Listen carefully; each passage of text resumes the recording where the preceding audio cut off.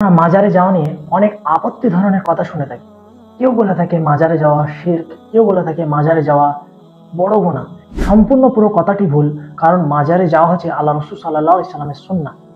আল্লাহ রসুল সাল্লাল্লাহু আলাইহি সাল্লামের একটি হাদিস আছে যেখানে আল্লাহ রসুল সাল্লাল্লাহু আলাইহি সাল্লাম সাহাবাদেরকে বলছেন যে তোমরা কবরস্থানে যাও, যখন তোমরা কোনো কবরে যাবে তখন তোমাদের আখিরাতের কথা খেয়াল হবে।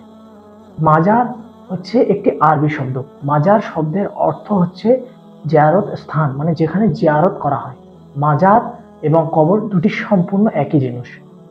পৃথিবীর যতগুলো বাবা আছে, যেমন খাজা গরিব নওয়াজ, আমি ওনাদেরকে ভালোবাসি। আব্দুল কাদের জিলানী রাহমাহুল্লাহ, ওনাদেরকে শ্রদ্ধা করি।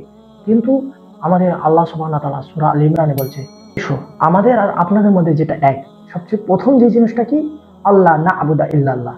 আমরা আল্লাহ ছাড়া কারোকে শরীক করব না, আল্লাহ ছাড়া কারোর উপাসনা করব না, আল্লাহ ছাড়া আমরা কারোরকে কাছে ইবাদত করব না। আমাদের প্রত্যেক মুসলমানদের প্রথম চয়েস কি হবে? আমাদের নবীজি মুহাম্মদ রাসূলুল্লাহ সাল্লাল্লাহু আলাইহি সাল্লাম। আমাদের নবীজি মুহাম্মদ রাসূলুল্লাহ সাল্লাল্লাহু আলাইহি সাল্লাম বলেছেন, যখন তোমরা কোনো কবরকে পাকা দেবে তখন সে কবরকে ভেঙে জমিনের সঙ্গে মিশিয়ে দেবে। সে যে কোনো কবরই হোক না কেন। আমি পৃথিবীর প্রত্যেক বাবা, প্রত্যেক পীরদেরকে শ্রদ্ধা করি, ভালোবাসি, কিন্তু আমার সবচেয়ে প্রথম চয়েস কি? আমাদের মুহাম্মদ রাসূলুল্লাহ সাল্লাল্লাহু আলাইহি সাল্লাম। আমাদের নবীজি বলেছে প্রত্যেক কবরকে পাকা দেখলে জমিনের সঙ্গে মিশিয়ে দাও। তো খাজা মঈনুদ্দিন চিশতি রাহমাহুল্লাহ, আব্দুল কাদের জিলানী, যে কোনো বাবা হোক না কেন, আমাদের নবীজি বলেছে তাদের কবর যদি পাকা হয় তাদের কবরকে ভেঙে জমিনের সঙ্গে মিশিয়ে দাও। কবরকে ভেঙে জমিনের সঙ্গে মিশিয়ে দেওয়া হচ্ছে আল্লাহ রাসূল সাল্লাল্লাহু আলাইহি সাল্লামের সুন্নাহ।